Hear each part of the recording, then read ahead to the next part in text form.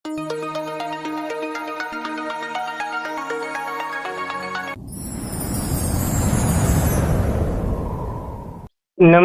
ગુજરાતના અધિકારી મિત્રો, આજે આપણે 15 મે 2026 નું મોસ્ટ ઇમ્પોર્ટન્ટ કરંટ અફેર એની સાથે સાથે જીકે અને જીએસ વિશે ચર્ચા કરવાના છે.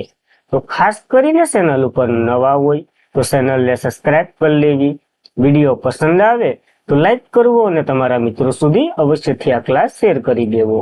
તો ચલીએ આજના ઇમ્પોર્ટન્ટ ક્લાસની આપણે શુભ શરૂઆત કરી દઈએ. તો આંતરરાષ્ટ્રીય નર્સ દિવસ 2026 આપણે ક્યારે મનાવીએ છીએ? તો 12 મેના રોજ આ એક મહત્વનો દિવસ આપણે મનાવીએ છીએ, જે ખાસ કરીને નર્સો વગેરેને જાગૃતિ માટે. આંતરરાષ્ટ્રીય નર્સ દિવસ 12 મેના રોજ નર્સો જે વિશ્વભરમાં આરોગ્ય સંભાળમાં તેના યોગદાનની ઉજવણી કરવા માટે ઉપલબ્ધ છે. આની થીમ તો કે આપણી નર્સો આપણું ભવિષ્ય અને સશક્ત જીવન જીવવા બચાવો. તો આ દિવસનો જ્યારે ઇતિહાસની વાત કરી લઈએ તો ફ્લોરેન્સ નાઇટિંગેલનો જન્મ 12 મે 1820 માં થયો હતો અને તેણીના જન્મદિવસને આપણે આ નર્સ દિવસ તરીકે ઉજવીએ છીએ. શા માટે આના જન્મદિવસને? તો આધુનિક નર્સિંગ ફિલોસોફર પણ હતા એ, અને ઇટાલીમાં જન્મેલા આ ફ્લોરેન્સ નાઇટિંગેલ એ બ્રિટિશ નર્સ અને સમાજ સુધારક રહી ચૂક્યા હતા. તેઓએ યુરોપિયન ક્રિસ્ટલ યુદ્ધ થયું હતું ને 1853 થી 56 સુધી, એ દરમિયાન ઘાયલ સૈનિકોને વ્યક્તિગત રીતે સંભાળ આપી હતી અને રાત્રિના સમયે ત્યારે લાઇટ નહોતી તો દીવા લઈ અને પોતાની ફરજ બજાવી હતી.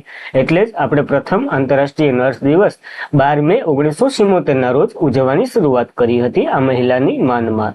તો ખાસ નામ યાદ રાખવું, ફ્લોરેન્સનું આપણને એક મહત્વનો દિવસ છે તો એ પણ યાદ રાખવું.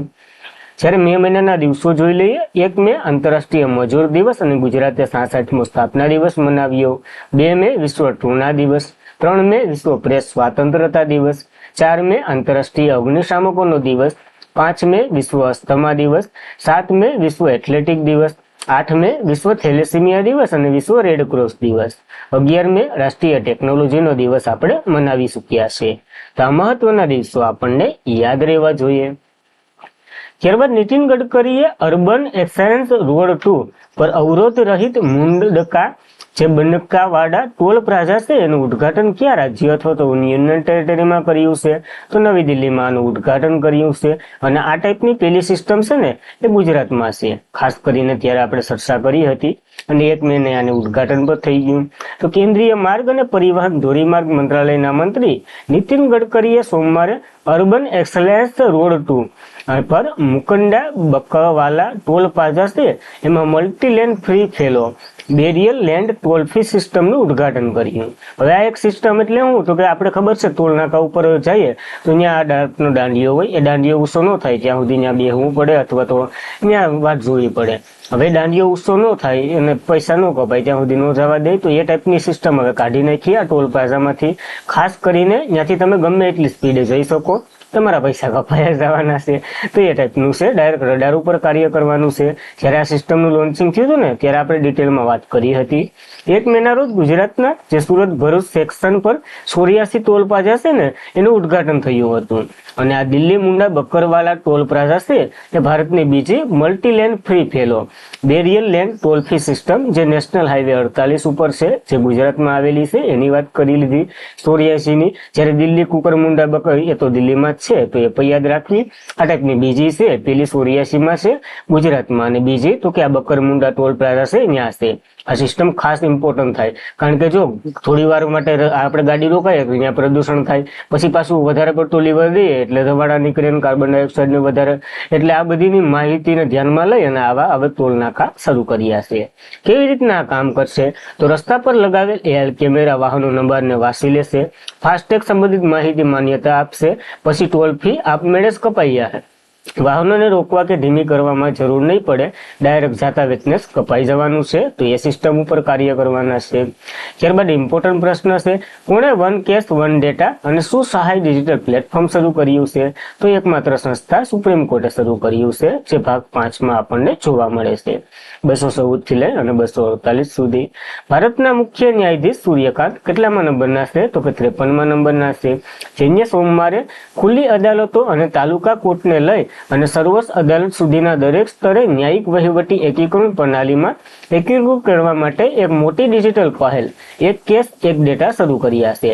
ટૂંકમાં જો તમે છે ને પેલા જિલ્લા અદાલતમાં જાઓ ને તો એ જે ન્યાય મળ્યો હોય એ રેકોર્ડ હવે સુપ્રીમ કોર્ટ વાળા પર જોઈ શકે. તમારે આગળ સમજી લો કે અપીલ કરવી હોય તો આ ડેટા આધારિત થઈ જાય. તમારે આગળ નહીં બીજા ડોક્યુમેન્ટ અથવા તો કોઈના કાર્યવાહી નહીં કરવી પડે.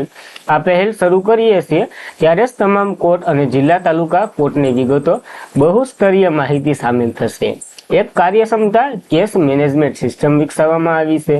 સીજીઆઈએ સુસહાય લોન્ચ કર્યું છે, એટલે કે આ એક ટાઈપનું પ્લેટફોર્મ છે જે આર્ટિફિશિયલ ઇન્ટેલિજન્સ એટલે કે એઆઈ સંચાલિત સહાય ચેટબોટ છે, જે ખાસ કરીને સુપ્રીમ કોર્ટની જે વેબસાઇટ સાથે સંકલિત હશે. એટલે કે સામાન્ય નાગરિકો પણ આમાં બધી કોર્ટની ને બધી સંબંધિત માહિતીઓ જોઈ શકશે. તો એ ટાઈપના 2 પ્લેટફોર્મો શરૂ કર્યા છે સુપ્રીમ કોર્ટે. તો એની થોડીક માહિતી આપણે જોઈ લઈએ. પહેલા તો આ પહેલનું મહત્વ જોઈ લઈએ તો કે ન્યાયિક વ્યવસ્થાને ડિજિટલ બનાવશે. લોકોને કોર્ટની માહિતી સરળ રીતે મળી શકશે. સમય અને મહેનત બચશે, કારણ કે જો જે જિલ્લા અદાલતમાં જે આખી પ્રોસેસ કરી હોય એ પછી પહેલેથી સુપ્રીમ કોર્ટમાં કરવી તો એ નહીં થાય. અને આનાથી તો કે ન્યાય પ્રક્રિયા પારદર્શક અને ઝડપી બનશે. તો ખાસ પ્રોસેસ અટકશે અને બધી ડિજિટલ સ્વરૂપે થવાનું છે. તો આપણને આ 2 પ્લેટફોર્મ વિશે યાદ રહેવું જોઈએ. સુપ્રીમ કોર્ટની વાત કરી લઈએ. સુપ્રીમ કોર્ટનો ઉલ્લેખ ભાગ 5માં છે, કલમ 124 થી લઈ અને 147 સુધી. ફેડરલ કોર્ટ તરીકે સ્થાપના થઈ હતી પહેલી વહેલી બ્રિટિશ સરકાર હતી ત્યારે 1935ના અધિનિયમ અંતર્ગત. પણ એની અપીલ બ્રિટન ખાતે એટલે કે લંડનમાં થતી, એટલે એ સુપ્રીમ કોર્ટ ન ગણાતી. ત્યારબાદ સુપ્રીમ કોર્ટે જે આપણી બંધારણમાં છે ને એની વાત થાય તો કે 28 જાન્યુઆરી 1950ના રોજ એમણે એમનું કામ શરૂ કર્યું હતું. ફેડરલ કોર્ટના પેલા જે જજ હતા કોણ, હરિલાલ કણિયા, એ જાનાઈ જજ બનાવવામાં આવ્યા હતા. અને પેલું માળખું તો કે એક મુખ્ય ન્યાયાધીશ અને 7 અન્ય ન્યાયાધીશ હતા. હાલ કયું માળખું છે, કારણ કે 2025-26માં થોડોક સુધારો કર્યો છે. કેટલા મુખ્ય જજ રાખ્યા અને કેટલા અન્ય જજ છે, ટોટલ જજની સંખ્યા બતાવી દઉં ને, અન્ય અને મુખ્ય બધીનો પ્લસ કરીને ખાસ ઇમ્પોર્ટન્ટ બનશે. પ્રથમ મહિલા ન્યાયાધીશ તો કે ફાતિમા બીવી બન્યા હતા. 98 સુધી કોઈ ચીફ જસ્ટિસ નથી બન્યું મહિલામાં.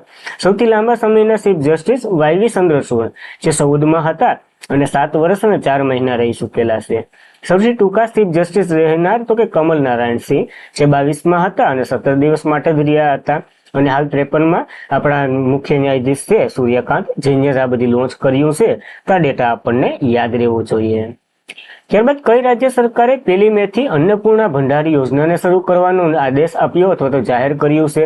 તો પશ્ચિમ બંગાળે જાહેર કર્યું છે. પેલા બીજેપીના નેતા સુખેન્દુએ આ જાહેરાત કરી છે. તો પશ્ચિમ બંગાળના મુખ્ય ન્યાયાધીશ એટલે કે મુખ્યમંત્રી શુવેન્દુ અધિકારી સોમવારે રાજ્યમાં પ્રસ્તાવિત અન્નપૂર્ણા ભંડાર યોજના શરૂ કરવાની જાહેરાત કરી છે. હવે અન્નપૂર્ણા ભંડાર યોજના છે શું, તો ખાસ જોઈ લઈએ આના વિશે. અન્નપૂર્ણા ભંડાર યોજના એ પશ્ચિમ બંગાળના ભાજપ દ્વારા પ્રસ્તાવિત મહિલા કલ્યાણની એક પહેલ છે, જે ઓલ ઇન્ડિયા તૃણમૂલ કોંગ્રેસ સરકાર દ્વારા એક અગાઉ લક્ષ્મી ભંડાર યોજના શરૂ થતી હતી. એનું જ ટૂંકમાં નામ ફેરવ્યું છે, કારણ કે એમાં 3000 આપવામાં આવતા, આમાં 3000 આપવામાં આવે છે. તો ખાસ આ ટાઈપની એક યોજના છે જે મહિલાઓને ખાસ આગળ લાવવા માટેની છે. તૃણમૂલ કોંગ્રેસના જે નેતા મમતા બેનર્જી હતા એની પાર્ટી નો આવી, આ વખતે બીજેપીની આવી. તો પેલા બીજેપીના નેતા તરીકે શુવેન્દુ અધિકારી બન્યા છે. એ બધી વિશે આપણે ચર્ચા કરી ચૂક્યા છે. તો આ યોજનાની યાદ રાખવું, કારણ કે ચૂંટણીની જાહેરાત થઈ હતી ને એ પેલા વાયદા આપ્યા તો પૂરા કરી રહ્યા છે. તો 10મો હિન્દ મહાસાગરીય સંવાદ ભારતમાં ક્યાં યોજાઈ રહ્યો છે? તો આનું આયોજન નવી દિલ્હી ખાતે થયું છે, ખાસ કરીને હિન્દ મહાસાગરીય ક્ષેત્રે ચર્ચા કરવા માટે. ભારત 7-8 મે 2026 નવી દિલ્હીમાં પરિવર્તનશીલ વિશ્વ હિન્દ મહાસાગરીય ક્ષેત્ર આ થીમ સાથે જ મહાસાગરીય સંવાદ જે 10મી આવૃત્તિ છે ને એનું આયોજન કર્યું હતું. આ સંવાદનું આયોજન વિદેશ મંત્રાલય દ્વારા ભારતના જે વૈશ્વિક બાબતોનું પરિષદ છે એના દ્વારા ઇન્ડિયન ઓશન ડ્રીમ એસોસિએશન સાથે મળી અને કર્યું હતું. તો ખાસ મહત્વનું બની રહ્યું છે.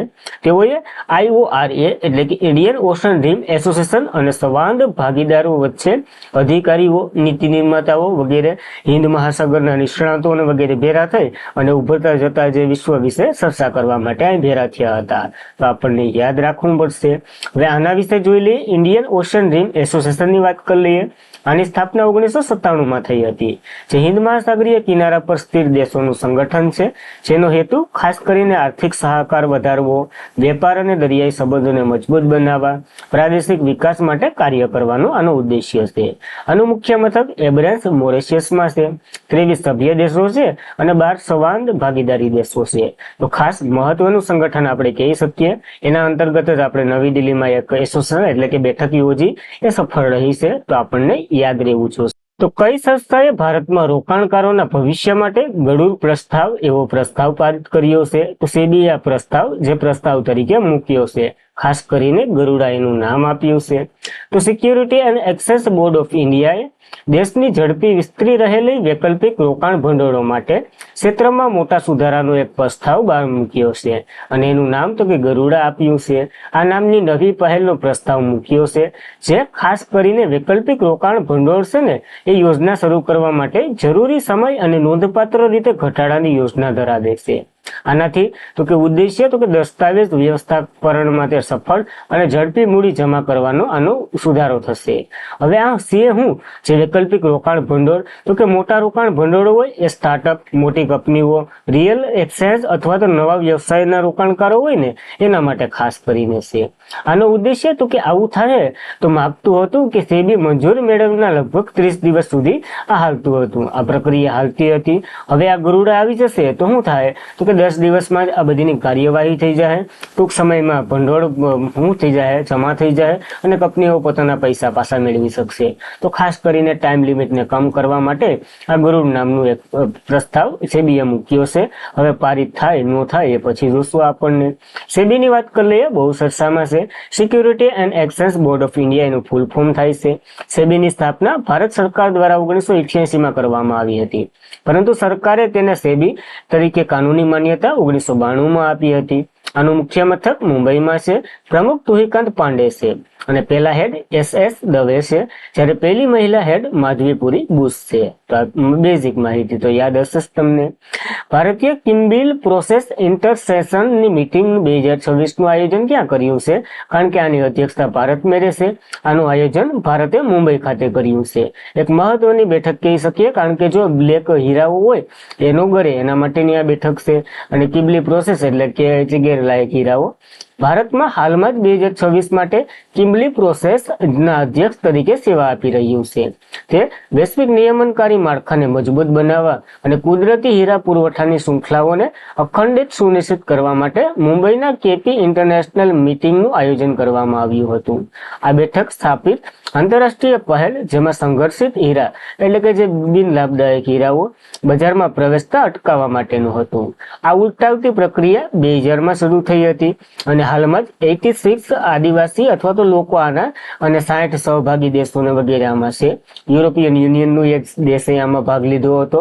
અને ખાસ આ મહત્વનું છે, જે હીરા ક્ષેત્રે એટલે કે ડાયમંડ ઉદ્યોગ માટે ઇમ્પોર્ટન્ટની એક બેઠક આપણે ગણી શકીએ. ભારતના રાષ્ટ્રપતિ પદે તો કે આને 3 સી છે એવી થીમ આપી છે. હવે સી ના મતલબ અહીં આપણે સામે થાય જ છે. આપણે ગુજરાતીમાં વાત કરી લઈએ. વિશ્વસનીય, અનુપાલન અને ગ્રાહકના વિશ્વાસ માત્રના હીરાઓ આપણે માર્કેટમાં લોન્ચ કરવા. અને કિમ્બર્લી હીરાઓની ખાણ એ ક્યાં આવેલી છે? તો દક્ષિણ આફ્રિકામાં આવેલી છે. તો આના વિશે પણ આપણને ખબર હોવી જોઈએ, કારણ કે આ એક બેઠક આખી ભરાય તો ડાયરેક્ટ દક્ષિણ આફ્રિકા અડધા લોકો વયા જાય, આપણે નથી જવા દેવા. ત્યારબાદ સહેત મિશન એ કઈ સંસ્થા દ્વારા સંયુક્ત રીતે શરૂ કરવામાં આવ્યું છે? તો ICAR અને ICAMR દ્વારા શરૂ કરવામાં આવી છે. આ સંયુક્ત પહેલ છે, મહત્વની છે. તો ભારતીય તબીબી સંશોધન પરિષદ અને ભારતીય કૃષિ સંશોધન પરિષદે સંયુક્ત રીતે સેહત મિશન શરૂ કર્યું, જેનો અર્થ કૃષિ પરિવર્તન અને આરોગ્ય વિજ્ઞાન શ્રેષ્ઠતા થશે. આ સહેતનું ફૂલ ફોર્મ હશે સાયન્ટિફિક એટલે કે science excellence for health throat agriculture and transformation એનું ફૂલ ફોર્મ થાય છે.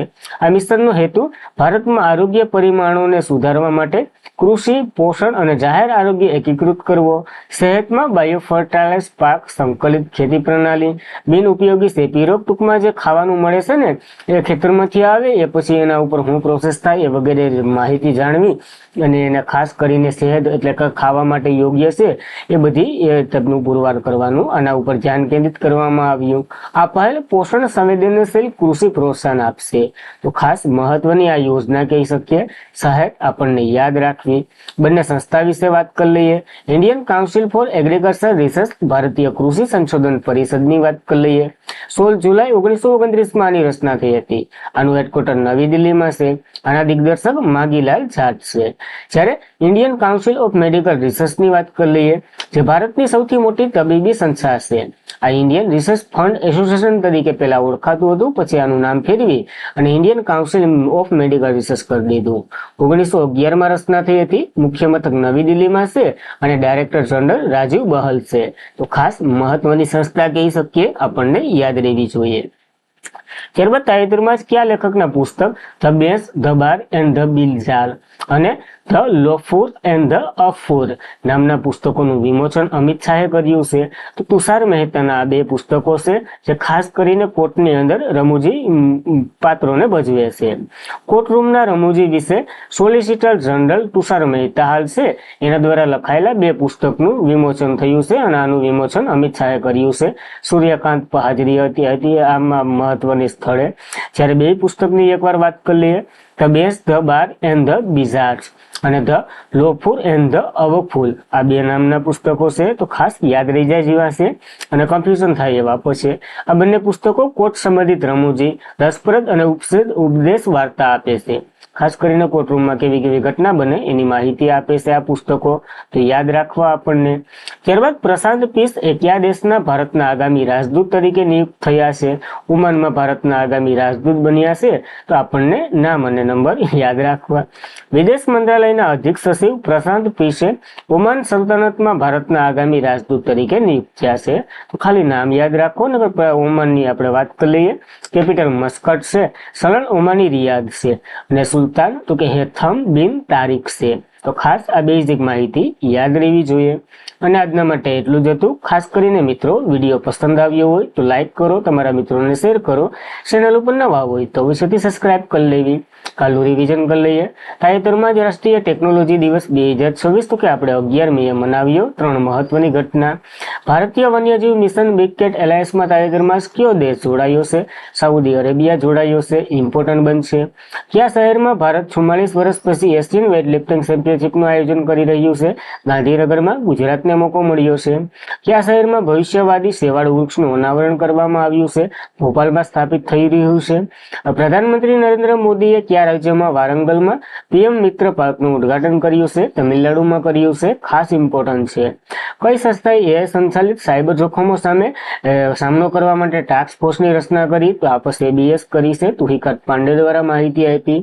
કયા દેશના કોર્સેન ઓરાએ બીજા સૌથી નાના ગ્રાન્ડ માસ્ટર બન્યા છે? આર્જેન્ટિનાથી બિલોંગ કરે છે આ ભાઈ, યાદ રાખવા. CSIR એ કોના સહયોગથી રોડ બાંધકામ અને પ્લાસ્ટિક કચરામાંથી મેન ટેક્સટાઇલ જીવોર્સ ટેકનોલોજી વિકસાવી છે? ભારત પેટ્રોલિયમ લિમિટેડ બંનેએ મળીને વિકસાવ્યું છે. આર્ટ ઓફ લિવિંગની 45મી વર્ષગાંઠ નિમિત્તે પીએમ મોદીએ ક્યાં ધ્યાન મંદિરનું ઉદ્ઘાટન કર્યું છે? બેંગ્લોરમાં કર્યું છે. મહત્વનું છે. તાજેતરમાં કોસ્ટારિકા બીજા મહિલા રાષ્ટ્રપતિ તરીકે કયા દેશમાં ચૂંટાયા છે? લોરા ફર્નાન્ડિસ ચૂંટાયા છે.